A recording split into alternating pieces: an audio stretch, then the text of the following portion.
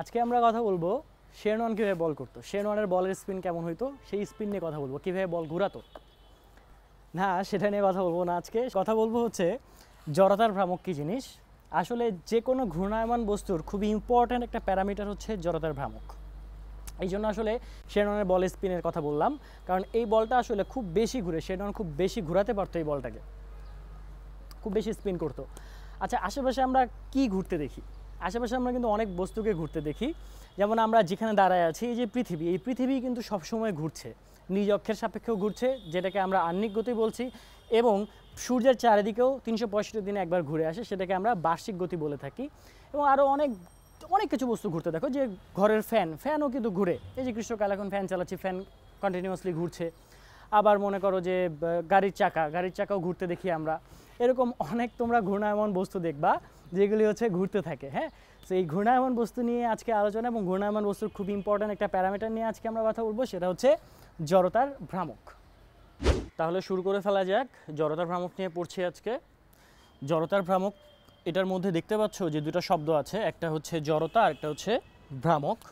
তার মানে বেসিক্যালি আমাদের এই প্রত্যেকটা জিনিস সম্বন্ধে আলাদা আলাদাভাবে জানতে হবে যে জড়তা কী, ভ্রামক কী। মূল বিষয়ে যাওয়ার আগে আমি কয়েকটা বিষয় তোমাদের কাছে ক্লিয়ার করে দিতে চাই, বা হয়তো বা একটু ধারণা দিতে চাই। এইখানে বিষয়গুলি লেখা আছে। যদি জড়তা ভ্রামক বুঝতে হয় তাহলে আমাকে শুরু থেকে এই বিষয়গুলি সম্বন্ধে একটু জানতে হবে। যেমন এখানে আছে প্রসঙ্গ বিন্দু, রৈখিক গতি, কৌণিক গতি, জড়তা, ভ্রামক। এগুলিতে আমরা ধীরে ধীরে সিকোয়েন্সিয়ালি আসবো যে কোনটা আগে আসতেছে। আমাদের প্রসঙ্গ বিন্দুটা বুঝতে হবে, রৈখিক গতি বুঝতে হবে, কৌণিক গতি বুঝতে হবে। তো শুরু করে ফেলা যাক। যে প্রসঙ্গ বিন্দু দিয়ে আমি ফার্স্টে শুরু করছি, কারণ তোমাদের কাছে মনে হইতে পারে যে কেন এত কিছু দরকার, জড়তার ভ্রামক পড়লেই তো হইতো। এগুলি কেন দরকার তোমরা বুঝতে পারবে, ভিডিওতে সাথে থাকো, ইনশাল্লাহ বুঝতে পারবে। প্রসঙ্গ বিন্দু, প্রথম বিষয় হচ্ছে প্রসঙ্গ বিন্দু। এই ব্যাপারটা কি? প্রসঙ্গ বিন্দু। আচ্ছা, তো প্রসঙ্গ বিন্দু ব্যাপারটা আসলে গতির সাথে জড়িত। গতি ব্যাখ্যা করতে হলে প্রসঙ্গ বিন্দু ব্যাপারটা তোমাকে জানতে হবে যে আসলে প্রসঙ্গ বিন্দু কী। কারণ হচ্ছে আমাদের পৃথিবীতে যে কোনো গতি, আমরা যেহেতু গতি নিয়ে কথা বলছি, যে কোনো গতি পরম না, প্রত্যেকটি গতি আসলে আপেক্ষিক। আসলে পৃথিবীর যে কোনো ঘটনাই আপেক্ষিক। একটা এক্সাম্পল, যে ধরো বৃষ্টি হচ্ছে, বৃষ্টি হলে কি হয়? আমাদের ভালো লাগে, তাই না? কারো ভালো লাগে, কারো খারাপ লাগে। কিন্তু দেখো একটাই ঘটনা, কারো ভালো লাগছে, কারো খারাপ লাগছে। যে হঠাৎ বৃষ্টি নামলো, যেমন গতকালকের ঘটনাই বলি, যে বৃষ্টি হচ্ছে, আমার খুব ভালো লাগতেছিল, জানালা দিয়ে বৃষ্টি দেখতেছিলাম। তো পরবর্তীতে জানালা দিয়ে তাকায় দেখলাম পাশে একটা বস্তি আছে, তো ওখানে টিনের চালা। তা আমি চিন্তা করতেছি তারা কি আসলে ভালো আছে, বা কিছু বাইরে মানুষজন তখনও দেখতে পাচ্ছি, তো তারা কি আসলে বৃষ্টিটাকে এনজয় করছে আমি যেভাবে এনজয় করছি? তা কিন্তু না। কারো দেখবা যে টিনের চালা দিয়ে পানি পড়ছে, সে এই টিনের চালার পানি নিয়েই সে বিছানা যাতে না ভিজে বা ঘর যাতে না ভিজে এই পানিটাকে আটকানোর চেষ্টা করতেছে। তার মানে ব্যাপারটা কি? ব্যাপারটা হচ্ছে বৃষ্টি হচ্ছে, ঘটনা একটাই ঘটতেছে, কে দেখতেছে তার উপরে নির্ভর করতেছে আসলে ঘটনাটা কী রকম। যেমন একটাই ঘটনা, বৃষ্টি আমার কাছে ভালো লাগতেছে, আরেকজনের কাছে খারাপ লাগতেছে। সো প্রসঙ্গবিন্দু ব্যাপারটা এরকমই, যে অবজারভারের উপর ডিপেন্ড করে, যে দেখতেছে কোনো একটা ঘটনাকে, তার উপরে নির্ভর করে যে আসলে কি ঘটনা ঘটতে যাচ্ছে। গতি ব্যাপারটাও ঠিক এরকম, গতিও প্রসঙ্গবিন্দুর উপর নির্ভর করে। আমি একটা এক্সাম্পল দিতে চাই। এক্সাম্পলটা এরকম, ধরো একটা জায়গায় একটা গাছ আছে। গাছের এক্সাম্পলটা দেই সাধারণত, কারণ হচ্ছে সময়ের সাথে আমরা দেখি গাছ কিন্তু যেই জায়গায় ছোটোবেলায় রাখা হয়, যেখানে রাখা হয় ছোটো থাকতে, সেখানেই বড় হইতে থাকে, তার অবস্থানের পরিবর্তন হয় না। তো এটাকে আমি প্রসঙ্গবিন্দু হিসেবে ব্যবহার করতে খুব পছন্দ করি। মনে করো গাছের নিচে একজন বসে আছে, তার সামনে একজন ব্যক্তি দাঁড়ানো ছিল। তো কিছুক্ষণ পরে সে দেখলো যে এই মানুষটা আর এই জায়গায় নাই, এই মানুষটা অবস্থান পরিবর্তন করে এই জায়গায় চলে আসছে।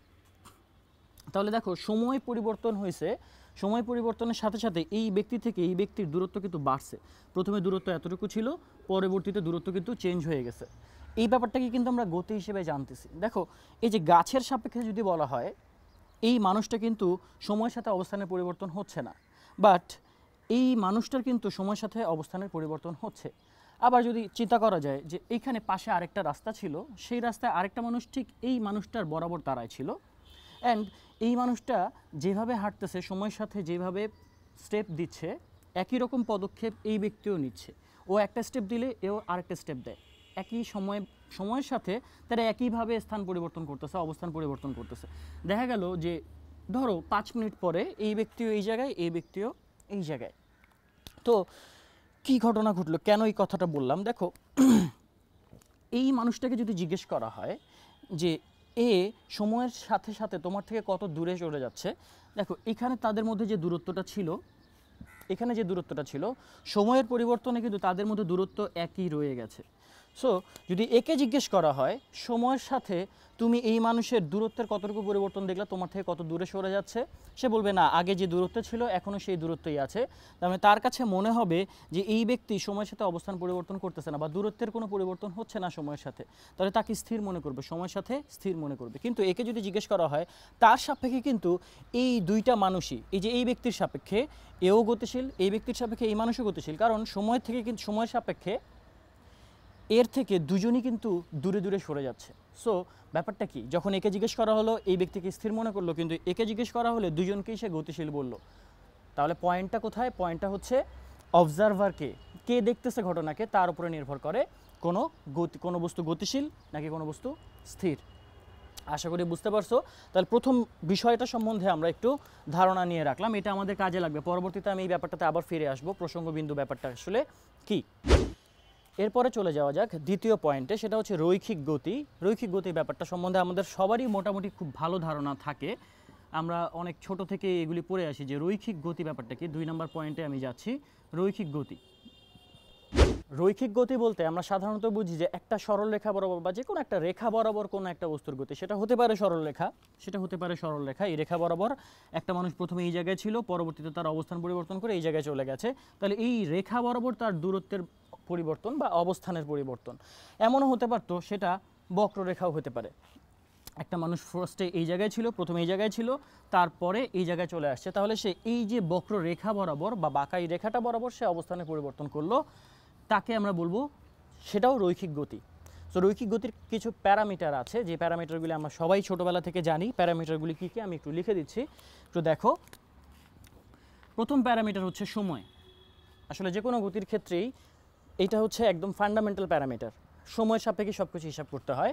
এর পরবর্তীতে আসতেছে যেটাকে আমরা এস সরণ দিয়ে ডিনোট করছি, এরপরে আসে বেগ, এরপরে আসে ত্বরণ, আরও কিছু প্যারামিটার আছে যেমন বল, আরও প্যারামিটার আছে যেটাকে বলি আমরা ভর বেগ। আর ভর তো একটা প্যারামিটার ডেফিনেটলি, সেটা যে কোনো গতিতেই হতে পারে, ভর একটা প্যারামিটার। তো এখানে প্যারামিটারগুলো দেখতে পাচ্ছি সময়, সরণ, বেগ, ত্বরণ, বল, ভর বেগ, আর একটা শেষে লিখলাম হচ্ছে ভর। তো এগুলি নিয়ে আমরা আলোচনা করব, এগুলি সবগুলি আমাদের কাজে লাগবে আলোচনার খাতিরে। এরপরে চলে যাওয়া যাক কৌণিক গতিতে। আচ্ছা, আমাদের রৈখিক গতি সম্বন্ধে আসলে সবারই খুব একটা ভালো ধারণা থাকে, বাট কৌণিক গতি সম্বন্ধে আমাদের একটু ধারণা কম থাকে। আমি দেখছি, আমি অনেকদিন ধরে স্টুডেন্টদেরকে দেখি যে রৈখিক গতি খুব ভালো বোঝে, কৌণিক গতিতে বোঝে না ব্যাপারটা আসলে কি।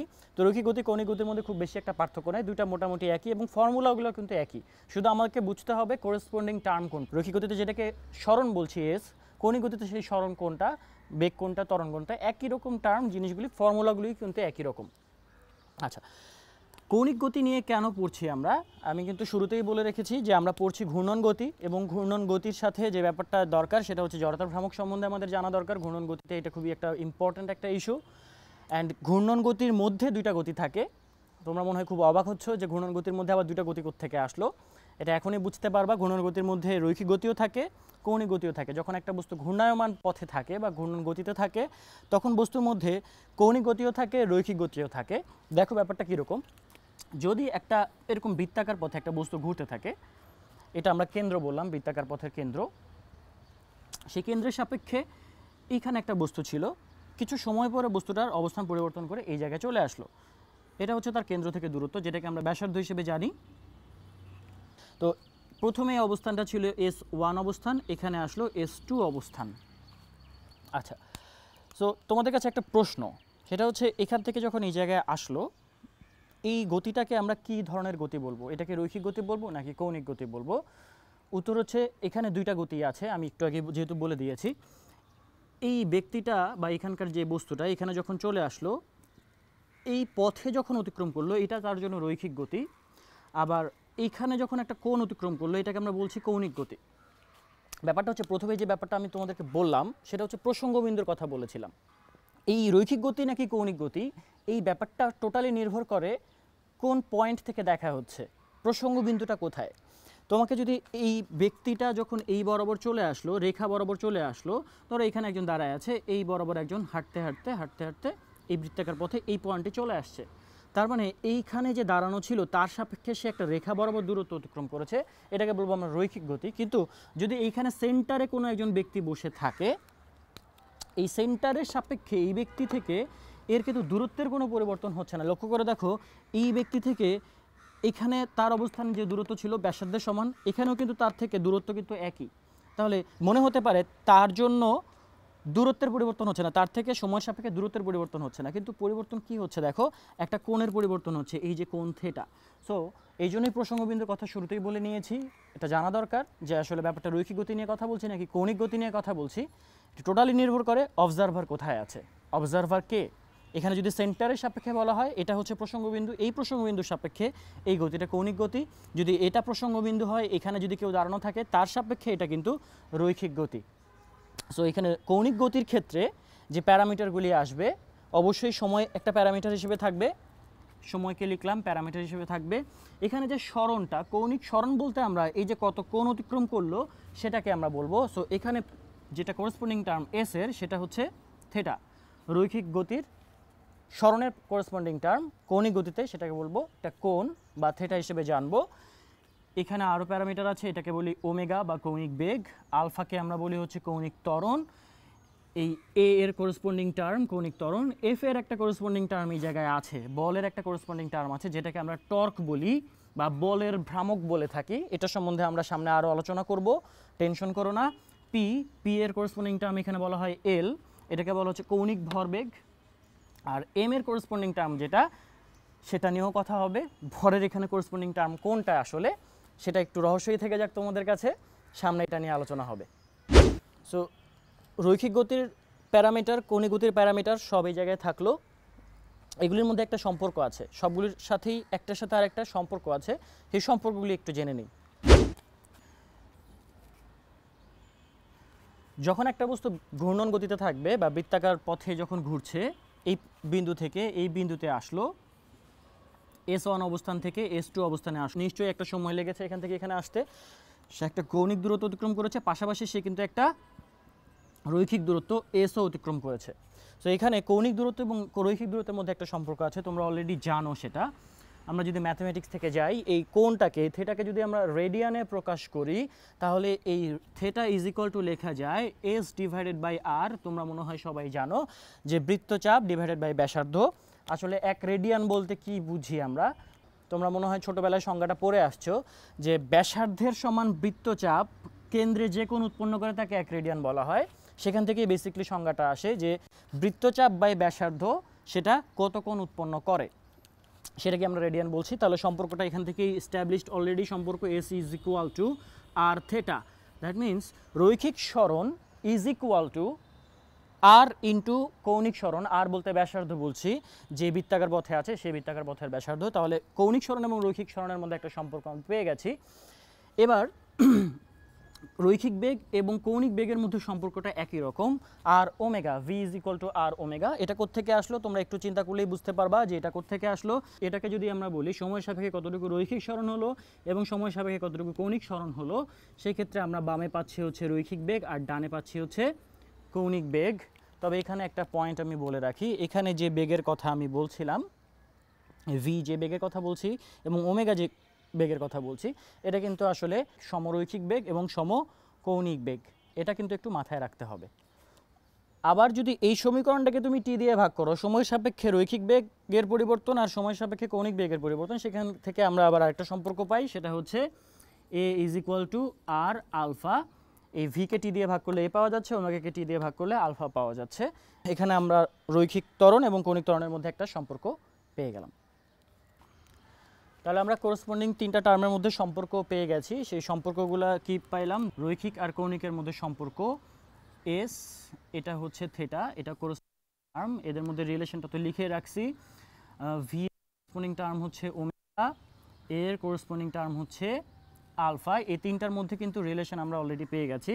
আরও টার্ম দেখাইছিলাম, সেটা হচ্ছে এফ এর করসপন্ডিং টার্মকে বলছিলাম হচ্ছে টাও বা টর্ক।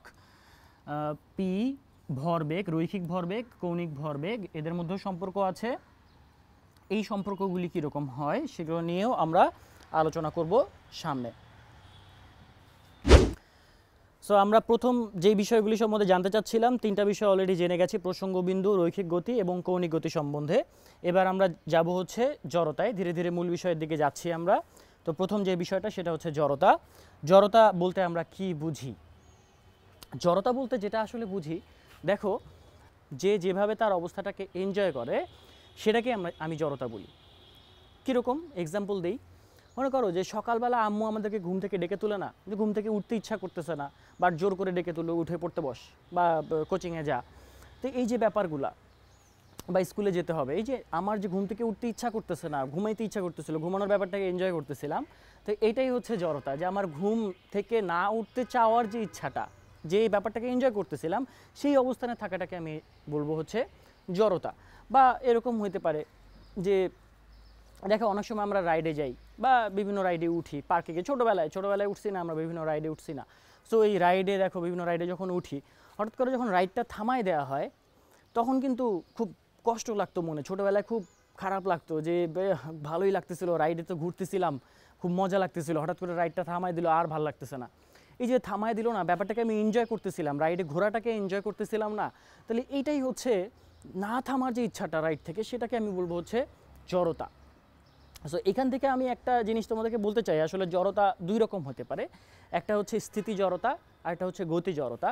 দেখো, স্থিতি অবস্থায় থাকতে চাই বা ওই যে ঘুমিয়ে থাকতে চাই, ঘুম থেকে উঠতে ইচ্ছা করতেছে না, না ওঠার যে ইচ্ছাটা, সেটাকে আমি বলতে চাই স্থিতি জড়তা হিসেবে, কারণ আমি স্থির থাকতে চাচ্ছিলাম। আবার যদি চিন্তা করো দোলনার কথা, বা ওই যে যেটার কথা বলছিলাম রাইডের কথা, রাইডে আমার ঘুরতেই ভালো লাগতেছিল, থামতে ইচ্ছা করতেছিল না, সেইটাকে আমি বলবো হচ্ছে গতি জড়তা। মানে গতিতে থাকতেই আমি এনজয় করতেছিলাম, সেটাকে আমরা বলবো হচ্ছে গতি জড়তা। সো এই যে জড়তার ব্যাপারটা আমরা তো বাস্তবে প্র্যাকটিক্যালি মোটামুটি ধারণা করতে পারছি যে কোনটাকে জড়তা বলতেছে, কিন্তু গতির ক্ষেত্রে জড়তা বলতে কি বুঝি, বা এই যে জড়তার ভ্রামকের মধ্যের জড়তাটা আসলে কি, সেটা যদি আমরা একটু জানতে চাই, তাহলে আমি একটু এক্সাম্পল দিলে তোমরা হয়তো বা বুঝতে পারবা। দেখো, যদি এরকম একটা তল থাকে, এই তলের মধ্যে আমি একটা, ধরো 1000 কেজি ভরের একটা বস্তুকে রেখেছি। সো 1000 কেজি ভরের বস্তু কি হবে, এখান থেকে অটোমেটিকলি একটু পরে এই জায়গায় চলে যাবে, তাই না? না, এরকম তো অবশ্যই যাবে না। তাকে কি দিতে হবে, বাহ্যিক একটা বল দিতে হবে। তোমরা জানো নিউটনের প্রথম সূত্র, গতির প্রথম সূত্রে কিন্তু এটা সম্বন্ধে বলা আছে। প্রথম সূত্র কি বলে, যে বাহ্যিক যদি কোনো বল না থাকে তাহলে স্থির বস্তু স্থির থাকতে চায়, কারণ তার অবস্থাটাকে সে এনজয় করতেছিল, এবং গতিশীল বস্তু সমবেগে চলতে চায়, কারণ গতিশীল বস্তু তার গতিটাকে এনজয় করছিল, তাহলে সে থামতে চাবে না। এটাই তো খুব স্বাভাবিক। তার মানে আমাকে এখান থেকে এখানে নিয়ে আসতে হলে কি হতে হবে, বা কি দিতে হবে, সেটা হচ্ছে বাহ্যিক একটা বল দিতে হবে। ওই যে বাহ্যিক বলটা, আম্মুর ডাক, ঘুম থেকে ডেকে তুললো আমাকে, বাহ্যিক একটা এক্সটার্নাল ফোর্স আসলো, নাহলে ঘুম থেকে আমি কখনোই উঠতাম না, সেরকম একটা ব্যাপার। তো এই ফোর্সটা দেওয়ার ফলে সে এখান থেকে এই জায়গায় অবস্থান পরিবর্তন করে চলে গেল, তার স্থিতি অবস্থার পরিবর্তন করলো। আচ্ছা, আমাকে একটা প্রশ্নের উত্তর দাও, যে এই বস্তুটা 1000 কেজি, আমি যদি এখানে একটা 10 কেজি ভরের বস্তুকে এই অবস্থান থেকে এই অবস্থানে নিয়ে আসতে চাই, একই দূরত্ব পরিবর্তন করব, একই বেগ দিতে চাই। একই বেগ মানে ধরো এখানে তার প্রথমে বেগ ছিল 0 মিটার পার সেকেন্ড, এখানে তার বেগ আসছে 10 মিটার পার সেকেন্ড। এরপরে এই 10 কেজি ভরের বস্তুটা এই জায়গায় আসবে, তার বেগও আমি 10 মিটার পার সেকেন্ড চাই। প্রশ্নটা হচ্ছে, একে যে পরিমাণে বল দিতে হবে, একেও কি একই পরিমাণে বল দিতে হবে? কমন সেন্স, অবশ্যই দিতে হবে না। বুঝতেই পারতেছি, এখানে যদি আমি 1000 নিউটন বল দিতাম, তাহলে আমাকে এখানে বল দিতে হবে হচ্ছে 10 নিউটন। এক্সাম্পল ধরে নিলাম আর কি। তাহলে বুঝতেই পারতেছি যে 1000 একটা ভারী বস্তুকে সরাতে আমার যতটুকু কষ্ট হয়, একটা হালকা বস্তুকে সরাতে আমার তার চেয়ে কম কষ্ট করতে হয়। এখানে জিয়ের কিন্তু কোনো পরিবর্তন নাই, পরিবর্তনটা কোথায়, ভরে পরিবর্তন। ভারী বলতে কিন্তু আমি এখানে যেটা বুঝাচ্ছি সেটা হচ্ছে বস্তুটার ভর কতটুকু ছিল। এখানে 1000 কেজি ভর ছিল, এখানে আছে 10 কেজি। সো আমরা জড়তাকে যে পরিমাপ করতে চাচ্ছিলাম, জড়তার পরিমাপ করা যায় কি না যে ব্যাপারটা নিয়ে কথা বলছিলাম, জড়তার আসলে একটা পরিমাপক আছে, সেটা হচ্ছে ভর। যার ভর বেশি তার জড়তা বেশি। তুমি চিন্তা করে দেখো, হালকা মানুষ কিন্তু খুব তাড়াতাড়ি যে কোনো জায়গায় দৌড়ে চলে যেতে পারে, কিন্তু ভারী মানুষ আমার মতো মোটা মানুষ যদি যেতে চায় কিন্তু খুব সহজে এক জায়গা থেকে আরেক জায়গায় যেতে পারবে না, তোমরা বুঝতেই পারতেছো। সো অবশ্যই ডেফিনেটলি যেটা ফ্যাক্টর সেটা হচ্ছে ভর। তাহলে আমার স্থিতি জড়তার পরিবর্তন করতে হলে ভারী বস্তুকে বেশি বল দিতে হয়, হালকা বস্তুকে কম বল দিতে হয়। গেল স্থিতি জড়তা। এখন তোমাদের মনে প্রশ্ন আসছে, ভাই স্থিতি জড়তার ক্ষেত্রে বুঝলাম যে ভরটা একটা বড় ইম্প্যাক্ট দিচ্ছে, ইম্পর্টেন্ট একটা ফ্যাক্টর, কিন্তু গতি জড়তার ক্ষেত্রে ইম্পর্টেন্ট ফ্যাক্টর কি? হ্যাঁ অবশ্যই। দেখো একটা এক্সাম্পল দিই। ধরো একটা সাইকেল চালাচ্ছে একজন মানুষ, তার পুরো সিস্টেমের ভর 80 কেজি, সাইকেল সহ মানুষের ভর ধরে নিলাম 80 কেজি, এবং সে 10 মিটার পার সেকেন্ড বেগে সাইকেলটাকে চালাচ্ছিল।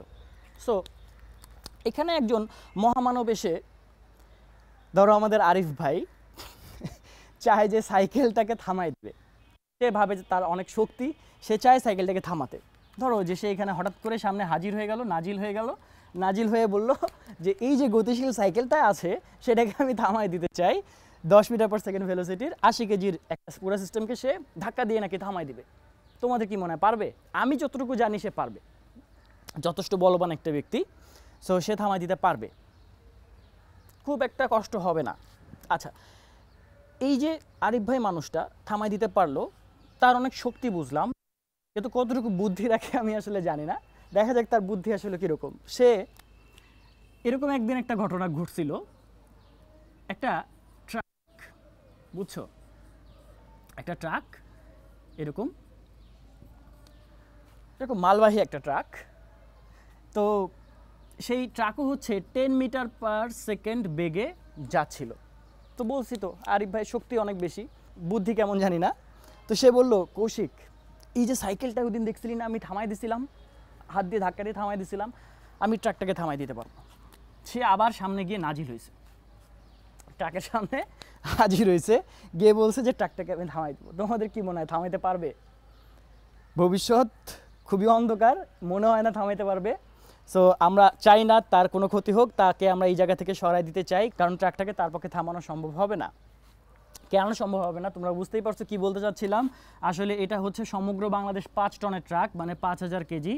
সমগ্র বাংলাদেশ 5 টন বলতে বুঝি তো, ট্রাকের গায়ে দেখবা লেখা থাকে সমগ্র বাংলাদেশ 5 টন, মনে হয় যে সারা বাংলাদেশের ভর মনে হয় 5 টন, আসলে তা না। সেটা আছে আসলে ট্রাকের অ্যালাউয়েবল লিমিট, কতটুকু সে লোড ক্যারি করতে পারবে। এরকম 5 টনের 13 টনের এরকম অনেক ট্রাক আছে।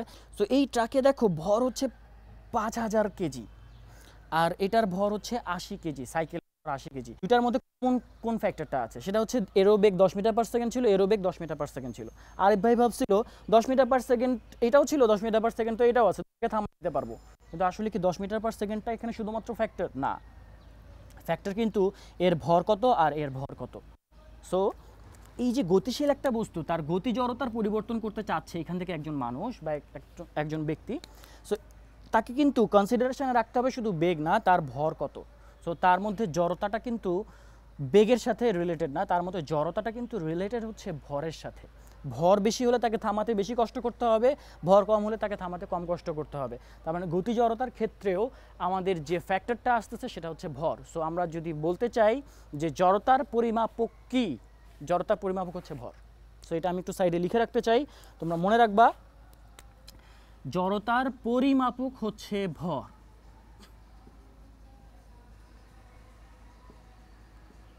এবং আরেকটা ব্যাপার, এই যে জড়তার পরিবর্তন করতে চাচ্ছি, জড়তার আমরা পরিবর্তন করতে চাচ্ছি, পরিবর্তনের জন্য কি লাগতেছে? নিউটনের প্রথম সূত্র বলে দেয় জড়তার পরিবর্তনের জন্য আমাকে লাগবে হচ্ছে বল। এখানেও আমাকে বল দিতে হচ্ছে, স্থিতি জড়তার পরিবর্তন করতে হলে, গতি জড়তার পরিবর্তন করতে হলেও কিন্তু আমাকে বল দিতে হচ্ছে। সো এখানে আমরা বলতে পারি যে জড়তার পরিবর্তনকারী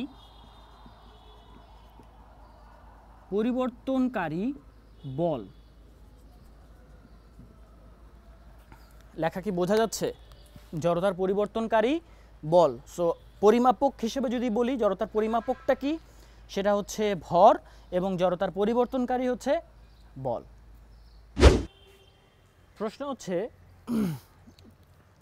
জড়তা কি শুধুমাত্র রৈখিক গতিতে কাজ করে নাকি কৌণিক গতিতে কাজ করে? উত্তর হচ্ছে জড়তা রৈখিক গতিতেও কাজ করে, জড়তা কৌণিক গতিতেও কাজ করে। সেটা নিয়ে আমরা সামনে কথা বলবো। এখন যেটা বিষয় নিয়ে কথা বলবো সেটা হচ্ছে ভ্রামক। ভ্রামক ব্যাপারটা আসলে কি? ভ্রামক, এখানে যে ভ্রামকটা নিয়ে কথা বলবো সেটাকে আমরা বলি বলের ভ্রামক। ইংলিশ টার্মটা হচ্ছে মোমেন্ট অফ ফোর্স। এই জড়তার ভ্রামকের মধ্যে যে ভ্রামকটা সেটাকে বলা হয় বলের ভ্রামক। ভ্রামক অনেক ধরনের হতে পারে। ভ্রামক হতে পারে ক্ষেত্রফলের ভ্রামক, ভ্রামক হতে পারে ভরের ভ্রামক। এখানে যেটা নিয়ে কথা হবে সেটা হচ্ছে বলের ভ্রামক। এটার যদি আমরা ম্যাথমেটিক্যাল টার্মটাকে বলি এমকে যদি আমরা বলের ভ্রামক বলি তাহলে সেটা হচ্ছে এফ ইন্টু আর। এখানে এফ বলতে বল বোঝাচ্ছি, আর বলতে দূরত্ব বোঝাচ্ছি। এটা কোন দূরত্ব সেটা নিয়ে এখন একটু আমরা কথা বলে নেব শুরুতেই। আমরা একটু চিন্তা করি, এরকম বৃত্তাকার পথে একটা বস্তু ঘুরছে, একটা লাঠি মনে করো, এটা একটা লাঠি, লাঠির মাথায় এখানে একটা বল লাগানো আছে, এখানে আরেকটা বল লাগানো আছে। এরপরে এই লাঠিটা ঘুরে কিছুক্ষণ পরে এই জায়গায় চলে আসলো। লাঠিটাকে আমরা ঘোরাচ্ছি, ঘোরাতে অবশ্যই কী দিতে হবে, জড়তার পরিবর্তন করতে হলে কী দিতে হবে, বল দিতে হবে। এই 1 নাম্বার বল যদি এখানে চলে আসে তাহলে 2 নাম্বার বলটা ডেফিনেটলি এই জায়গায় চলে আসছে। তোমরা এতক্ষণে বুঝে গেছো যে দুজনই কিন্তু একই কৌণিক দূরত্ব অতিক্রম করে, একটাই নির্দিষ্ট কোণ অতিক্রম করেছে, কারণ লাঠিটা একটা কোণই ঘুরে গেছে এই জায়গায়। কিন্তু যদি বলা হয় 1 নাম্বার বলটা যে রৈখিক দূরত্ব অতিক্রম করছে, 2 নাম্বার বলটা কি একই রৈখিক দূরত্ব অতিক্রম করছে? অবশ্যই না, খালি চোখে দেখে বোঝা যাচ্ছে এখানে কিন্তু সে রৈখিক দূরত্ব বেশি অতিক্রম করেছে, এখানে কিন্তু সে রৈখিক দূরত্ব কম অতিক্রম করেছে।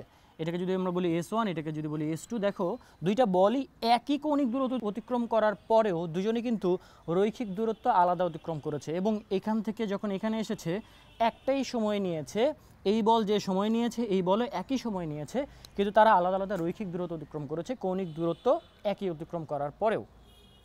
সো এইটা কেন, এখানে কেন এরকম ঘটনাটা ঘটলো তোমরা দেখেই বুঝতে পারতেছো। এ কেন্দ্র থেকে যত দূরে আছে, প্রসঙ্গ বিন্দু থেকে যত দূরে আছে, যদি বলি এটাকে R2, তাহলে এ কিন্তু একটু বেশি দূরে আছে R1। তার মানে কেন্দ্র থেকে, ঘূর্ণন অক্ষ থেকে যে বেশি দূরে থাকবে তার জন্য আসলে রৈখিক দূরত্বটা একটু বেশি অতিক্রম করতে হয়। তোমাদেরকে একটা আমি এক্সাম্পল দিই, তোমরা হয়তো বা আর একটু ক্লিয়ারলি বুঝতে পারবা সেটা সম্বন্ধে। আচ্ছা, উসাইন বোল্টকে তো সবাই চিনো, সে যে খেলাটা খেলে বা যে দৌড় প্রতিযোগিতা হয় সেটা কি তোমরা দেখেছো টিভিতে? আমি ছোটোবেলা থেকে যখন এই যে খেলাগুলো দেখতাম, অলিম্পিক গেমসে যখন এই যে দৌড়ের প্রতিযোগিতা দেখতাম, এই জিনিসটা আমার কাছে না খুব অসম একটা প্রতিযোগিতা মনে হতো। তোমরা খুব ভালো মতো লক্ষ্য করছো কি না আমি একটু এঁকে দেখাচ্ছি জিনিসটা আসলে কি ঘটে। দেখো, যে রানিং ট্র্যাকটা থাকে সেখানে দেখবা যে এই যে এরকম একটা কিছু এরকম দাগ কাটা থাকে, এরকম গোল গোল গোল গোল ট্র্যাকে দাগ দেওয়া থাকে। যখন তারা দৌড় শুরু করে, স্পেসিফিকলি তোমরা 400 মিটারের দৌড়টা একটু লক্ষ্য করে দেখবা, ইউটিউবে সার্চ দিয়েও দেখতে পারো যে 400 মিটারের যে দৌড়টা হয় সেখানে দেখবা যখন তারা দৌড় শুরু করে, শুরু করার সময় দেখবা এক একজন এক এক অবস্থান থেকে যাত্রা শুরু করতেছে বা দৌড়ানো শুরু করতেছে। কেউ এখান থেকে শুরু করে, পাশের ট্র্যাকে যে আছে সেইখান থেকে শুরু করছে, তার পাশের ট্র্যাকে যে আছে সেইখান থেকে শুরু করছে, সবাই কিন্তু একই জায়গা থেকে শুরু করছে না। তো ব্যাপারটা আমার কাছে না খুব অবাক লাগতো যে কী ঘটনা, দৌড়ের প্রতিযোগিতা করবে, স্বাভাবিকভাবে স্কুলে যখন আমরা দৌড়ানো দেখছি বা আমরা যখন দৌড় প্রতিযোগিতা করেছি দেখেছি যে সবাই একই জায়গা থেকে একই সময় যাত্রা শুরু করে বা দৌড়ানো শুরু করে, কিন্তু এখানে তারা একই সাথে দৌড়ানো শুরু করছে না। এটার কারণটা কি? কারণটা খুবই মজার। দেখো, এখানে ধরো একজন আছে, এখানে একজন আছে, এখানে একজন আছে, দৌড়ানোর কিছুক্ষণ পরে ধরো এটা ধরো আমাদের ফিনিশিং লাইন, এখানে গিয়ে সবাইকে পৌঁছাতে হবে। তো যদি তারা একই জায়গা থেকে দৌড়ানো শুরু করতো, ধরো এই লাইন থেকে তারা দৌড়ানো শুরু করলো এবং এই লাইনে গিয়ে তারা দৌড় শেষ করলো, কি ঘটনা ঘটতো? এই যে এখানকার যে ব্যক্তিটা সে এতটুকু রৈখিক দূরত্ব অতিক্রম করতো, এখানকার ব্যক্তিটা এতটুকু রৈখিক দূরত্ব অতিক্রম করতো, এখানকার ব্যক্তিটা এতটুকু রৈখিক দূরত্ব অতিক্রম করতো। বলো তো, আমি নাম দিলাম এটা 1 নাম্বার ব্যক্তি, এটা 2 নাম্বার, এটা 3 নাম্বার, বলো তো কে বেশি রৈখিক দূরত্ব অতিক্রম করবে? সবাই যদি একই জায়গা থেকে দৌড়ানো শুরু করতো তাহলে কি হতো? একজন কম দূরত্ব অতিক্রম করতো, একজন বেশি, আরেকজন আরও বেশি দূরত্ব অতিক্রম করতো। প্রতিযোগিতা কিন্তু আর সমান থাকতো না।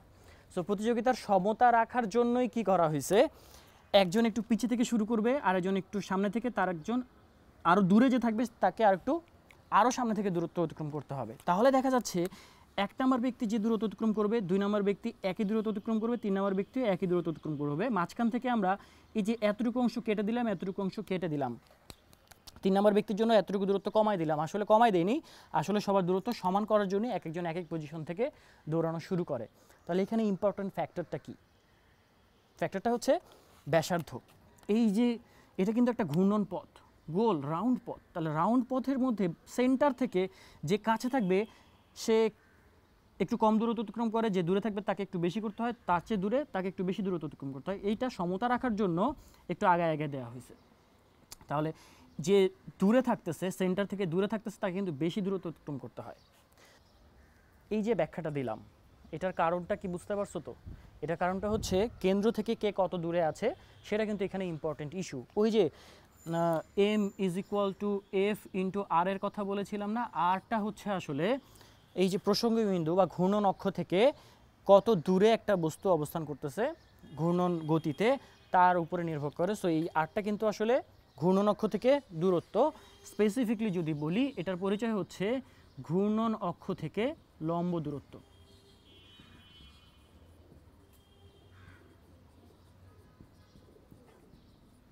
আর যদি একেবারে বৃত্তাকার পথ হয় তাহলে সেটাকে আমরা ব্যাসার্ধ হিসেবে বলতে পারি।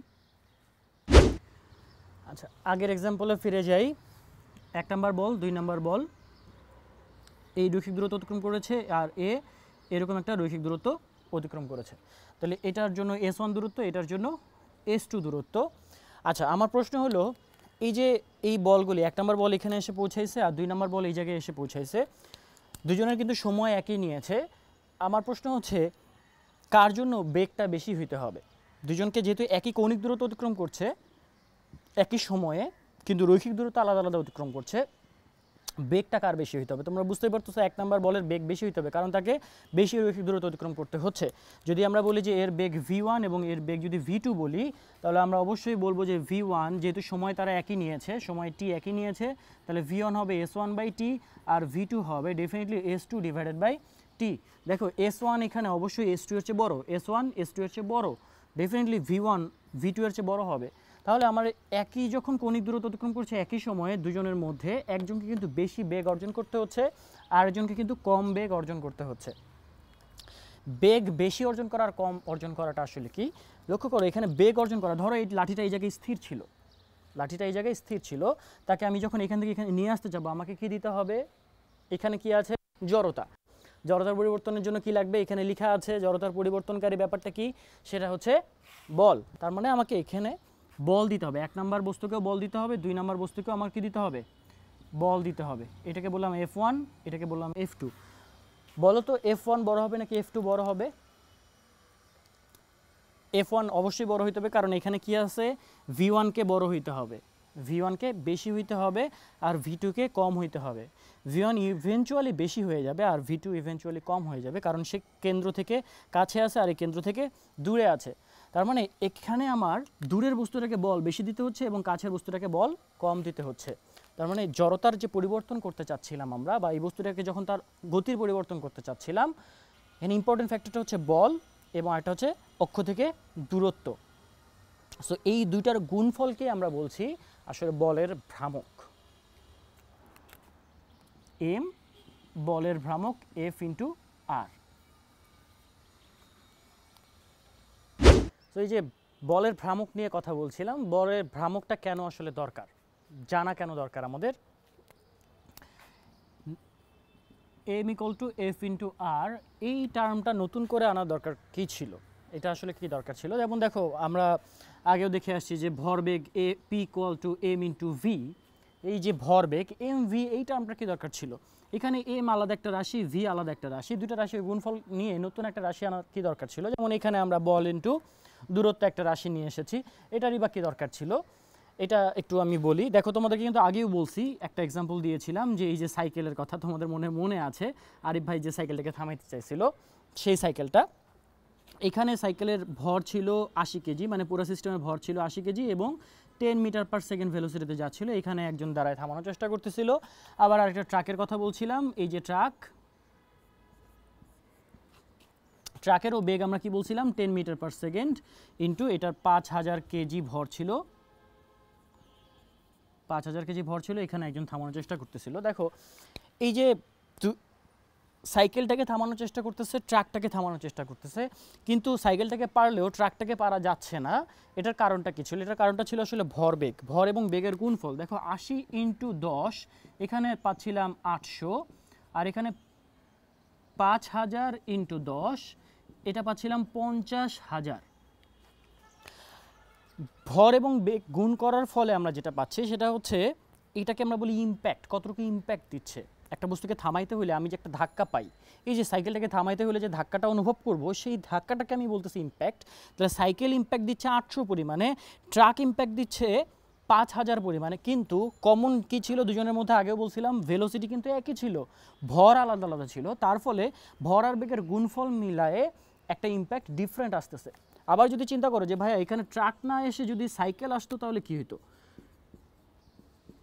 ধরো 80 কেজি ভরেরই সাইকেল আসলো, ভর একই রাখলাম, কিন্তু যদি 10 মিটার পার সেকেন্ড ভেলোসিটিতে না গিয়ে 20-তে যেত তাহলে ইম্প্যাক্টটা কি আসতো? চিন্তা করে দেখো, 80 × 20 এখানে আসতো 1600। দ্যাট মিনস দুজনের ভর যদি সেম রাখি, বেগ আলাদা রাখার ফলে কি হচ্ছে? দুজন কিন্তু আলাদা আলাদা ইম্প্যাক্ট দিচ্ছে। তার মানে ভর আর বেগের গুণফল কিন্তু ডিফারেন্ট ইম্প্যাক্ট দিতে পারে। কখনো ভর আলাদা হলে ইম্প্যাক্ট ডিফারেন্ট হবে, কখনো বেগ আলাদা হলে ইম্প্যাক্ট ডিফারেন্ট হবে। ভর আর বেগ আলাদা আলাদা হলেও ইম্প্যাক্ট আলাদা আলাদা আসতে পারে।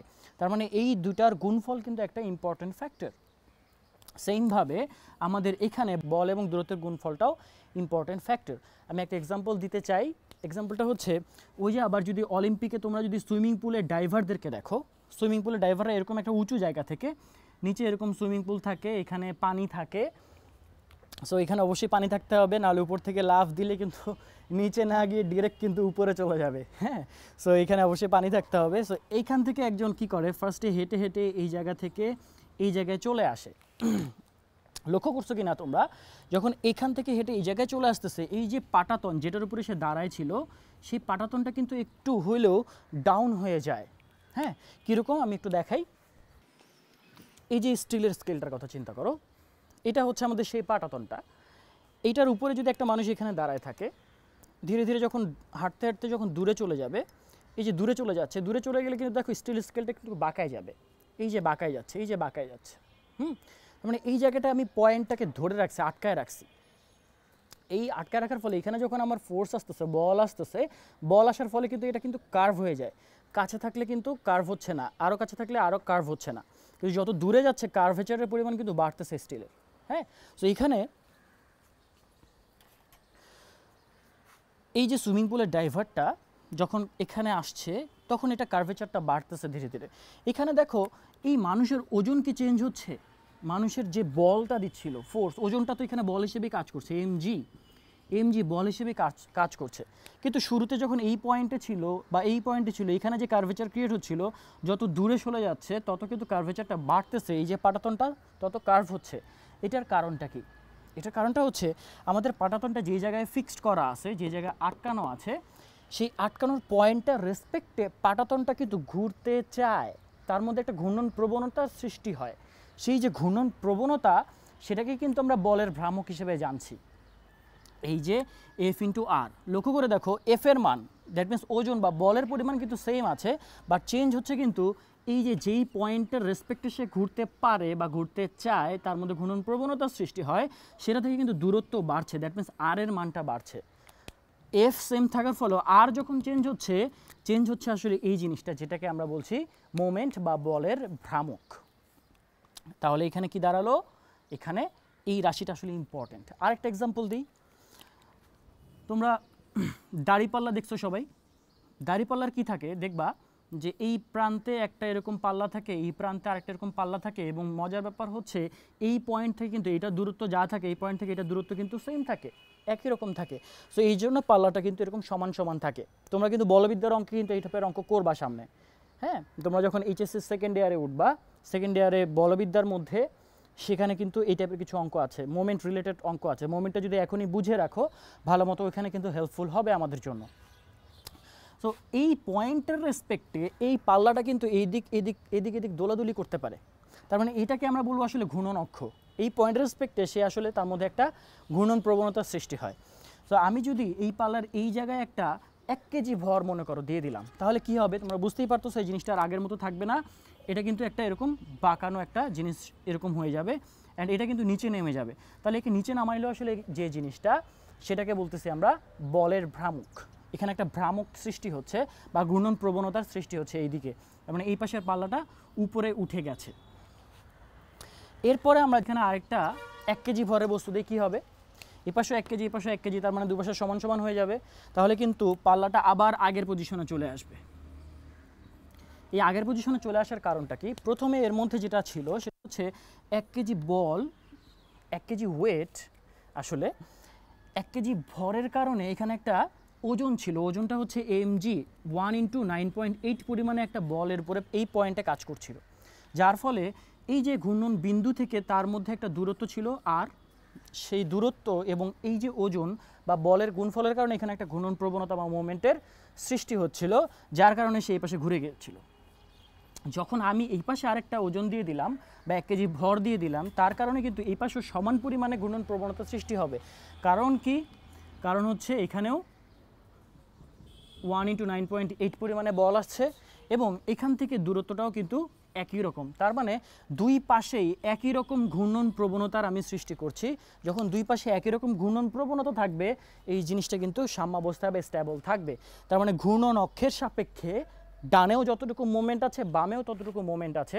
এখানে আসলে আমরা যখন দাঁড়িপাল্লায় কোনো জিনিস পরিমাপ করি, আসলে দুই পাশের মোমেন্টটা সমান কিনা সেটা পরিমাপ করে দেখি। এবার তোমাদের কাছে একটা প্রশ্ন, সেটা হচ্ছে যদি এরকম কোনো পাল্লা থাকে, দাঁড়িপাল্লা থাকে, এই পাশে পাল্লা আছে, এই পাশের পাল্লাটা একটু দূরে আছে, এখানকার দূরত্বকে যদি আমি r1 বলি আর এখানকার দূরত্বকে যদি আমি r2 বলি, এখানে যদি 1 কেজি ভরের বস্তু দেওয়া হয়, এখানে যদি আর একটা 1 কেজি ভরের বস্তু দেওয়া হয়, তাহলে প্রশ্ন হচ্ছে এই যে সিস্টেমটা কোন দিকে রোটেট করবে, এই ডান দিকে রোটেট করবে নাকি বাম দিকে রোটেট করবে। তোমরা যদি বলো যে ভাইয়া ক্লকওয়াইজ রোটেট করবে নাকি অ্যান্টি ক্লকওয়াইজ রোটেট করবে, এটার ব্যাখ্যা কী হবে, এটার আনসার কী হবে, তোমরা ভিডিও পজ করে চিন্তা করতে পারো। আর আনসারটা হচ্ছে আসলে ডান দিকে রোটেট করবে। কেন? কারণ হচ্ছে দেখো, এখানেও 1 কেজি ওজন কাজ করছে, 1 কেজি ওয়েট, আর এখানেও কিন্তু 1 কেজি ওয়েট, এখানেও 1 কেজি ওয়েট, এখানেও 1 কেজি ওয়েট, এখানেও 1 কেজি ওয়েট কাজ করছে। এখানে যে চেঞ্জটা, সেই চেঞ্জটা কি তোমরা ধরতেই পারছো, এখানে যে ঘূর্ণন প্রবণতা আর এখানে যে ঘূর্ণন প্রবণতা দিচ্ছে, দুটো কিন্তু ডিফারেন্ট। কারণ কি, এই পাশের ঘূর্ণন প্রবণতাকে যদি আমি m1 বলি, তাহলে m1 হচ্ছে 1 কেজি ওয়েট মানে হচ্ছে 1 × 9.8 নিউটন এফ ইন্টু r1, আর এই পাশের ঘূর্ণন প্রবণতা m2কে যদি বলা হয়, তাহলে সেটা হবে 1 × 9.8 ইন্টু r2। বলো কোনটা বড় হবে? ডেফিনেটলি এটা বড় হবে, কারণ r2 এখানে বড় আর এখানে r1 ছোট। সো ডেফিনেটলি এই সিস্টেমটা কিন্তু এই দিকে বাঁকায় যাবে, এখানকার পাল্লাটা কিন্তু এরকমভাবে রোটেট করবে। আশা করি তোমরা বুঝতে পারছো। সো আমরা যখন দোকানে কোনো জিনিস কিনতে যাই, তো এরকম পাল্লা যে জায়গায় ইউজ করা হয়, সেখানে দেখবা কিছু অসাধু ব্যবসায়ী যারা আছে, তারা কিন্তু এখানে একটা কারচুপির সিস্টেম করতে পারে। সিস্টেমটা হচ্ছে, তোমরা নিজেরাই বুঝতে পারবা, তুমি একজন ক্রেতা হিসেবে কোনো দোকানে গেলে তুমি দেখতে পাবা, যদি জাজ করতে চাও তাহলে দেখবা যে কখনো কখনো যে অসাধু, সে কিন্তু এক পাশে আর্ম লেংথ চেঞ্জ করে দিতে পারে, দুপাশে ভর সেম দেওয়ার ফলেও, ওই পাশে 1 কেজি, এই পাশে 1 কেজি দেওয়ার ফলেও আর্ম লেংথ চেঞ্জ হওয়ার কারণে দেখা যাবে কিন্তু যে তুমি আসলে সিস্টেমে কম পাচ্ছ। কারণ যে পাশে ওজনটা দেওয়া হবে 1 কেজি বা 2 কেজি ওয়েট, যেটা পাথর থাকে, পাথর যেটা দেওয়া হবে, তোমরা একটু চিন্তা করে দেখো যে পাথরটা কোন পাশে দিলে বিক্রেতা লাভ করতে পারে বেশি। যদিও আসলে এটা লাভ না, এটা আসলে ক্ষতি, তার জন্য ইথিক্যাল ক্ষতিও বলতে পারো। কিন্তু এভাবে যদি চিন্তা করো যে আসলে আর্ম লেংথ কোন পাশে বেশি দিলে, আর যে পাশে আর্ম লেংথ বেশি আছে সে পাশে পাথরটা দিলে কি আসলে আমার জন্য লাভ হবে, বিক্রেতার জন্য লাভ হবে নাকি ক্রেতার জন্য লাভ হবে, এই আনসারটা তোমরা খুঁজে দেখতে পারো, খুঁজে আমাদেরকে কমেন্টে জানাও আসলে কোনটা হতে পারে।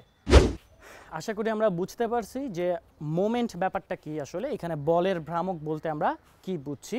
সো আমরা দুইটা না, আমরা আসলে অনেকগুলি টপিক জেনে ফেললাম। প্রসঙ্গবিন্দু, রৈখিক গতি, কৌণিক গতি, জড়তার পরিমাপক জানছি, জড়তা পরিবর্তন হলে কি করতে লাগে, বল দিতে হয় সেটাও আমরা জেনেছি, এবং ভ্রামক সম্বন্ধেও আমাদের ধারণা হয়ে গেছে, যেটা আমরা বলের ভ্রামক বলছি এখানে ইউজ করছি। সো আমরা এখন মেইন বিষয়ে বা মূল টপিকে চলে যেতে পারি, যেটাকে আমরা বলছি জড়তার ভ্রামক, যেটার আশায় তোমরা এতক্ষণ বসে আছো, সেটার মধ্যেই আমরা এখন চলে যাব।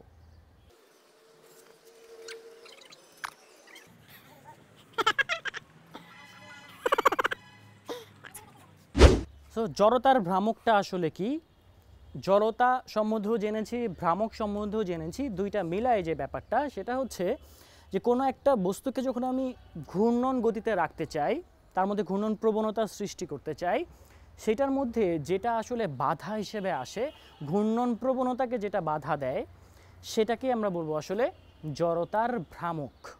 কথা কি বুঝতে পারছি কিনা আবার বলতেছি। হ্যাঁ, কোনো ঘূর্ণন গতিতে থাকা বস্তুর যেই জিনিসটা, যেই প্রবণতাটা তার ঘূর্ণন গতির পরিবর্তন করতে বাধা দেয়, সেটাকে আসলে জড়তার ভ্রামক বলি।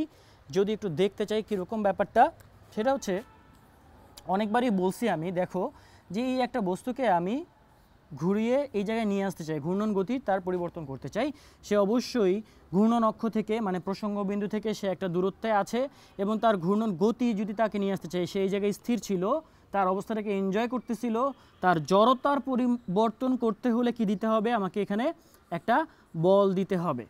এবং আমি আগেই বলে রেখেছিলাম জড়তা কিন্তু ব্যাপারটা কৌণিক গতিতেও কাজ করে, রৈখিক গতিতেও কাজ করে এবং ঘূর্ণন গতির মধ্যে দুইটা গতিই থাকে। সো এখানে যে বস্তুটা ঘুরবে তার অবশ্যই একটা ভর থাকবে, সেটা এখানে জড়তা হিসেবে কাজ করবে এবং তাকে যেহেতু আমাকে বল দিতে হচ্ছে, এফ দিতে হচ্ছে, সো এই এফ এবং আর কেন্দ্র থেকে এই এম ভরের বস্তুটা কত দূরত্বে আছে তার উপরও কিন্তু নির্ভর করবে বস্তুটার মধ্যে কতটুকু বেগ আসবে, তার গতির পরিবর্তনে কতটুকু বল দিতে হবে সেটাও আমাকে জানতে হচ্ছে। তার মানে এখানে সবগুলি ইম্পর্টেন্ট ফ্যাক্টর। তাহলে এফ গুণফল, দ্যাট মিনস ভ্রামক, সেটাও ইম্পর্টেন্ট এবং কত ভরের বস্তুকে আমি এখানে ঘোরাতে চাই সেটাও ইম্পর্টেন্ট। এই সবগুলি মিলে আমার আসছে জড়তার ভ্রামক, যেটা আমার কৌণিক গতিতে বা যেটা আমার ঘূর্ণন গতিতে কোনো বস্তুর গতির পরিবর্তনের বাধা হিসেবে থাকছে, তাকেই আমরা জড়তার ভ্রামক বলছি। রৈখিক গতিতে জড়তা হিসেবে শুধুমাত্র আমাদের ছিল বস্তুর ভর। তোমরা যদি মনে করে থাকো রৈখিক গতিতে শুধুমাত্র ভরটা ছিল, বাট যখন আমরা ঘূর্ণন গতিতে যাচ্ছি তখন ভর তো জড়তা হিসেবে থাকছেই, তার সাথে জড়তা হিসেবে অ্যাড হচ্ছে, জড়তার একটা মাপকাঠি হিসেবে অ্যাড হচ্ছে, সেটা হচ্ছে দূরত্ব এবং বল, ঘূর্ণন অক্ষ থেকে দূরত্ব এবং এখানে যে বল প্রযুক্ত হচ্ছে সেটা। এবং রৈখিক গতিতে আমার শুধুমাত্র একটা বল দিলেই হতো, সেই বলের কারণেই বস্তুর গতির পরিবর্তন হতো। কিন্তু এখানে যেটা দিতে হয় কৌণিক গতিতে, এইটা শুধুমাত্র আমরা বল বলবো না, এটাকে আমরা যেটা বলছি সেটা হচ্ছে ভ্রামক এবং এটার আরেকটা নাম আছে, সেটা হচ্ছে টর্ক, এফ ইন্টু আর। তোমরা মনে হয় খুবই অবাক হচ্ছে যে ভাই একটু আগে তো মোমেন্ট বলতে এই জিনিসটা বুঝলাম, সেটা হচ্ছে বলের মোমেন্ট বা মোমেন্ট অফ ফোর্স, সেটাকেই কিন্তু আমরা টর্ক বলে থাকি। কৌণিক গতিতে গতির পরিবর্তন করতে হলে আমাকে যেটা লাগে সেটা হচ্ছে টর্ক জিনিসটা ইম্পর্টেন্ট, কারণ ঘূর্ণন অক্ষ থেকে দূরত্বটাও এখানে ইম্পর্টেন্ট এবং এখানে কতটুকু বল দিচ্ছে সেটাও ইম্পর্টেন্ট। সো ঘূর্ণন গতির পরিবর্তনের জন্য আমার যেটা লাগবে সেটা টর্ক। আর এখানে রৈখিক গতিতে কিন্তু শুধুমাত্র বলের ব্যাপার আছে, এখানে কিন্তু কোনো ঘূর্ণন অক্ষ নেই, ঘূর্ণন অক্ষ থেকে কোনো দূরত্বের ব্যাপারও নেই। সো এই জিনিসটা আমাদের মাথায় রাখতে হবে, যেটা আমরা এখানে ফোর্স বলছি রৈখিক গতিতে, যেটাকে বল বলছি, যেটা গতির পরিবর্তন করছে কৌণিক গতিতে, সেটা হচ্ছে টর্ক বা এটার সাইন হচ্ছে, সাইনটাকে আমরা বলি টাও, এটা আমার গতির পরিবর্তন করতে সাহায্য করছে। সো করেসপন্ডিং টার্ম আমি তোমাদেরকে দেখাইছিলাম, রৈখিক গতিতে যেটাকে আমরা বল বলি, কৌণিক গতির করেসপন্ডিং টার্ম হচ্ছে টাও বা টর্ক। এটা আমরা মাথায় রাখবো। তাহলে আমাদের এখন ইম্পর্টেন্ট ইস্যু যেটা নিয়ে আমরা এতক্ষণ বলতে চাচ্ছিলাম সেটাই হচ্ছে জড়তার ভ্রামক। জড়তার ভ্রামক আই, এটাকে আমরা আই দ্বারা ডিনোট করি। এটা বলতে আমরা কি বুঝি, এটা বলতে হচ্ছে বস্তুর ভর ইন্টু ঘূর্ণন অক্ষ থেকে দূরত্বের square, I equal to M R square. এখানে এম বলতে বস্তুর বিন্দু ভরকে বুঝাচ্ছি। এখন বিন্দু ভরের কথা কেন বললাম সেটা আমি ব্যাখ্যা দিচ্ছি। I is equal to M R square, জড়তার ভ্রামক M into R square, R হচ্ছে ঘূর্ণন অক্ষ থেকে দূরত্ব বা লম্ব দূরত্ব আমি আগেই বলে দিয়েছিলাম, এবং এখানে যে বস্তুটা ঘুরবে সেটার ভর হচ্ছে এম। এই ভরটাকে আমি বিন্দু ভর হিসেবে ডিনোট করব। এটার একটা কারণ আছে। বিন্দু ভর বলার কারণটা কি, যে কোনো বস্তুই তো ঘুরতে পারে, সেটা কি বিন্দু ভর হইতেই হবে? যেমন ধরো এই একটা বস্তু, এই বস্তুটাও তো এরকম ঘূর্ণন অক্ষতে এরকম বরাবর ঘুরতে পারে, তাহলে এই বস্তুটা কি বিন্দু বস্তু হইতে পারে? আমরা এটাকে বিন্দু বস্তু হিসেবে চিন্তা করতে পারি। এই বস্তুটাকে যদি আমরা এরকম স্কুইজ করে একটা বিন্দুতে পরিণত করতে পারি তাহলে সেটা বিন্দু ভর হিসেবে এই জায়গায় ঘুরবে। একটা বড় বস্তু আছে, সেটাকে আমরা একেবারে স্কুইজ করে তার পুরো ভরটাকে একটা বিন্দুতে নিয়ে আসলাম, সেটা যখন ঘুরবে সেটাকে আমরা বিন্দু ভর হিসেবে জানবো। So I equal to M R স্কোয়ারে এটা হচ্ছে বিন্দু ভর। কেন বিন্দু ভরের কথাই বলছি, দেখো আমাদের এই যে আর দূরত্বটা কিন্তু একটা বিন্দু থেকে শুধুমাত্র দূরত্ব। যদি একটা সম্পূর্ণ বস্তু ঘুরতো, এই ধরো ঘূর্ণন অক্ষ, এটা এই ঘূর্ণন অক্ষের কথাই বলছি, এখান থেকে একটা এরকম শেপের বস্তু ঘুরছে, বিন্দু বস্তু না, যে কোনো একটা বস্তু হতে পারে।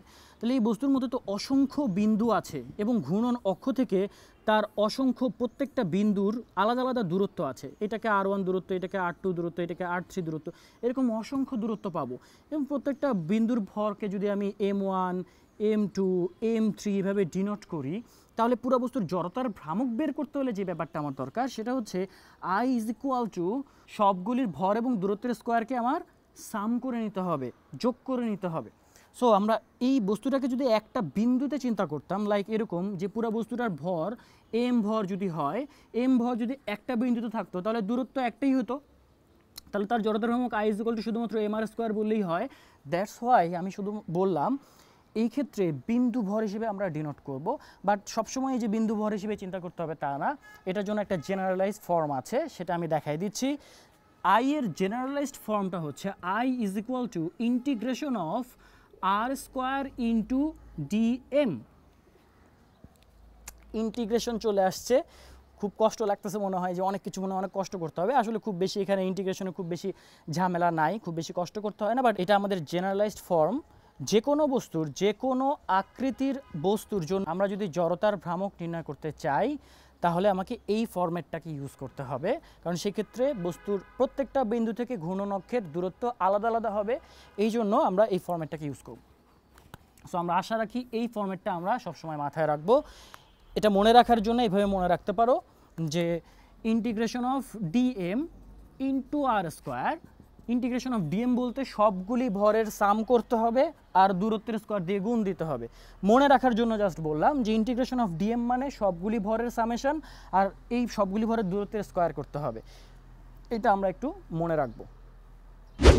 ফাইনালি জড়তার ভ্রামক is equal two MR square, যেখানে I জড়তার ভ্রামক, M কে বিন্দু ভর হিসেবে বলছি, আর হচ্ছে ঘূর্ণন অক্ষ থেকে লম্ব দূরত্ব। আরেকটা ফরম্যাট যেটা যে কোনো আকৃতির বস্তুর জন্য হতে পারে, বিন্দু ভর হইতে হবে এমন কোনো কথা নেই, I equal to R square DM। প্রশ্ন হচ্ছে ভাইয়া R স্কোয়ার কোত্থেকে পাইলেন? M এর সাথে রিলেটেড, ভরের সাথে জড়তা রিলেটেড বুঝলাম, এবং R দূরত্বের সাথে রিলেটেড, স্কোয়ার কোত্থেকে আসলো? আমি ছোট্ট একটা প্রমাণ তোমাদেরকে দেখাতে চাই। আমি তোমাদেরকে বলেছিলাম যে যেটা আমাদের রৈখিক গতিতে F বল, কৌণিক গতিতে করসপন্ডিং টার্ম হচ্ছে টাও, যেটাকে আমরা F ইন্টু আর হিসেবে জানি, টাওকে আমরা F ইন্টু আর হিসেবে জানি। এখান থেকে আমরা রিলেশনটা ডেভেলপ করতে পারি। দেখো টাও ইজ ইকুয়াল টু আমরা লিখি হচ্ছে F ইন্টু আর। এফকে কী লেখা যায়? এফকে আমরা লিখতে পারি M ইন্টু এ, M ইন্টু এ ইন্টু আর। এ কে আমি তোমাদেরকে দেখিয়েছি, এ কে লেখা যায় আলফা ইন্টু আর, এখানে এই আর থেকে গেল, তাহলে লেখা যায় M আর ইন্টু আর মানে হচ্ছে আর স্কোয়ার ইন্টু আলফা। দেখো এম আর স্কোয়ারকেই কিন্তু আমরা বলছিলাম আসলে জড়তার ভ্রামক, তাহলে টাও ইজ ইকুয়াল টু আসলে লেখা যায় I আলফা। এটাই হলো আমাদের জড়তার ভ্রামক। লক্ষ্য করে দেখো যে F is equal to MA আর tau is equal to I into alpha. রৈখিক গতিতে যেটা বল ছিল F is equal to M into A, কৌণিক গতিতে করসপন্ডিং টার্ম যেটা হচ্ছে tau is equal to I into alpha. এই এ রৈখিক ত্বরণের করসপন্ডিং টার্ম হচ্ছে কৌণিক ত্বরণ, এবং যেটাকে আমরা রৈখিক গতিতে জড়তা বলছিলাম কৌণিক গতিতে সেটা হচ্ছে I, তার মানে এই আইটাই হচ্ছে এখানে জড়তা হিসেবে কাজ করছে। রৈখিক গতিতে ভর জড়তা হিসেবে কাজ করে, কৌণিক গতিতে I জড়তা হিসেবে কাজ করে, যেটাকে আমরা এখানে পেয়েছি M ইন্টু আর স্কোয়ার। তাই আর এর স্কোয়ারটা এখানে আসবে, শুধুমাত্র আর না, আর এর স্কোয়ার। এই আইকে আমি একটা নাম দিয়েছি আমার মতো করে মনে রাখার জন্য, তোমরা এইভাবে মনে রাখতে পারো। আইকে আমি অনেক সময় বলে থাকি সেটা হচ্ছে কৌণিক ভর, মনে রাখার জন্য বললাম। এবং তোমাদের ভিডিওর শুরুতেই আমি বলেছিলাম একটা সময় যে রৈখিক গতিতে আমরা যেটাকে M হিসেবে জানি, যেটাকে ভর হিসেবে জানি, কৌণিক গতির করসপন্ডিং টার্মটা আমি কিন্তু লিখি নাই। কৌণিক গতির করসপন্ডিং টার্মটা হচ্ছে এখানে আসলে I। রৈখিক গতিতে যেটাকে আমরা M হিসেবে জানবো, কৌণিক গতিতে সেটা আসলে জড়তার ভ্রামক বা I হিসেবে। সো ভর কাজ করছে জড়তা হিসেবে রৈখিক গতিতে, এবং জড়তার ভ্রামক MR স্কোয়ার কাজ করছে কৌণিক গতিতে জড়তা হিসেবে। তো আশা করি আমরা সবাই বুঝতে পারছি জড়তার ভ্রামক ব্যাপারটা কি। আর নেক্সট ভিডিওতে আমরা নিয়ে আসব যে কোনো আকৃতির বস্তুর জড়তার ভ্রামক কীভাবে নির্ণয় করতে হয় সেক্ষেত্রে আমরা এই ফর্মুলাটা ইউজ করব, integration of R square DM. সেটা দিয়ে আমরা বিভিন্ন শেপের বিভিন্ন আকৃতির বস্তু জড়তার ভ্রামক নির্ণয় করব। এখন আমার কাছে কিছু বস্তু আছে, সেগুলি আমি দেখাই দিচ্ছি কোন কোন ধরনের বস্তু কীভাবে ঘুরতে পারে এবং তাদের জড়তার ভ্রামকগুলি কী রকম হতে পারে। লাইক দেখো যে এই যে একটা বস্তু এখানে দেখা যাচ্ছে, দেখতে পাচ্ছ কিনা তোমরা? খুব দেখো, এই যে এটা একটা গোলকাকৃতির বস্তু। সো গোলকাকৃতির বস্তুর জড়তার ভ্রামক আমরা নির্ণয় করব এরকম একটা অক্ষের সাপেক্ষে। এই অক্ষটা হচ্ছে গোলকের একেবারে কেন্দ্রগামী অক্ষ, এটার সাপেক্ষে জড়তার ভ্রামক কীরকম হয় সেটা আমরা নির্ণয় করব। অবশ্যই নিরেট গোলক হতে হবে, এখানে যে বলটা নিয়েছে সেটা নিরেট গোলক না, সেটার আমরা জড়তার ভ্রামক নির্ণয় করব। এটার সাপেক্ষে সেটা ঘুরছে, এই যে এটা ঘূর্ণন অক্ষ, এটাকে আসলে প্রসঙ্গ বিন্দু আমরা বলছি। প্রসঙ্গ বিন্দু শুরুতেই বলেছি আমি কি জিনিসটা, যার সাপেক্ষে সে ঘুরছে। তাহলে এই বস্তুটা, এই যে বলটা, এটার সাপেক্ষে এরকম ঘুরছে না, এটার সাপেক্ষে এরকম ঘুরতে পারবে। সো এইটা হচ্ছে আমাদের নিরেট গোলকের জন্য আমরা জড়তার ভ্রামক নির্ণয় করব। আরও আছে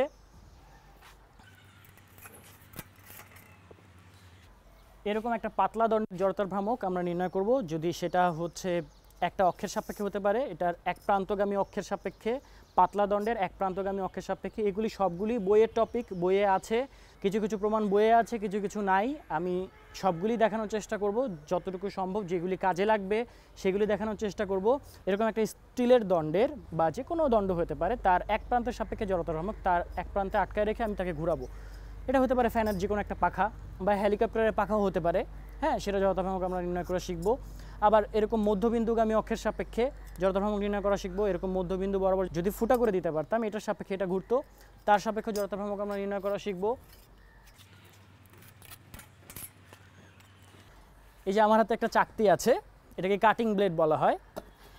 এটার একদম মধ্যবিন্দুগামী অক্ষের সাপেক্ষে জড়তার ভ্রামক আমরা নির্ণয় করব।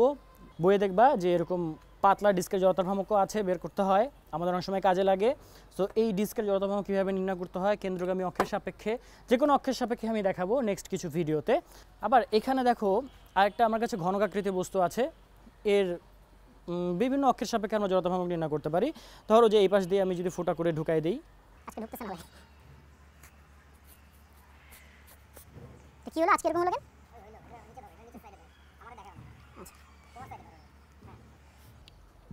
এরকম একটা ঘনকাকৃতির বস্তু, এর মধ্যবিন্দুগামী অক্ষের সাপেক্ষে জড়তার ভ্রামক আমরা নির্ণয় করতে পারবো। এই যে এই অক্ষের সাপেক্ষে সে ঘুরছে, এটার সাপেক্ষে আমরা জড়তার ভ্রামক নির্ণয় করা শিখব। আবার যদি আমি এই দিক দিয়ে না প্রবেশ করায়, আমি যদি এই দিক দিয়ে অক্ষটাকে নিতাম, ঠিক মধ্যবিন্দুগামী অক্ষ, বাট এটা কিন্তু জড়তার ভ্রামক ডিফারেন্ট আসবে, আলাদা আসবে। এটার কারণ তোমরা যদি একটু চিন্তা করে দেখো, যে আমি যখন প্রথমে এই বরাবর প্রবেশ করাইছিলাম, তখন কি ছিল, এই যে অক্ষ থেকে ভরগুলির যে দূরত্ব, এই বস্তুটার যে ভরগুলি আছে, বিভিন্ন বিন্দুতে ভরগুলি যে ছড়ায় আছে, সেই ভরগুলির দূরত্ব কিন্তু ঘূর্ণন অক্ষ থেকে বেশি দূরে না, কাছাকাছি। এটার যে জড়তার ভ্রামক হবে, ঠিক এই বরাবর যদি আমি দেই, লক্ষ্য করে দেখো ঘূর্ণন অক্ষ থেকে কিন্তু ভরগুলি এখন একটু দূরে দূরে ছড়ানো আছে। যদিও পুরো সিস্টেমের ভর একই, কিন্তু ভরের দূরত্বগুলি কিন্তু চেঞ্জ হয়ে গেছে এই যে ঘূর্ণন অক্ষ থেকে। সো এর জন্য একই কেন্দ্রগামী অক্ষের দুই রকম অক্ষের সাপেক্ষে দুই রকম জড়তার ভ্রামক আসবে, সেগুলি আমরা নির্ণয় করা শিখব। আশা করছি জড়তার ভ্রামক ব্যাপারটা আমরা বুঝতে পারছি, এবং আমাদের সামনে যে ভিডিওগুলি আসবে সেগুলিতে আমরা আরও এক্সপ্লেইন করার চেষ্টা করব, ম্যাথমেটিক্যালি এক্সপ্লেইন করার চেষ্টা করব যে কোন বস্তু জড়তার ভ্রামক কীভাবে বের করতে হবে, কেন বের করতে হবে, এবং ঘূর্ণায়মান বস্তু অনেক কিছু দেখতে পাই আমরা আশেপাশে, সেগুলির জড়তার ভ্রামক নির্ণয় করা আমরা শিখব। তোমরা কানেক্টেড থাকবে আমাদের সাথে, পরবর্তী ভিডিওগুলি দেখার আমন্ত্রণ রইল।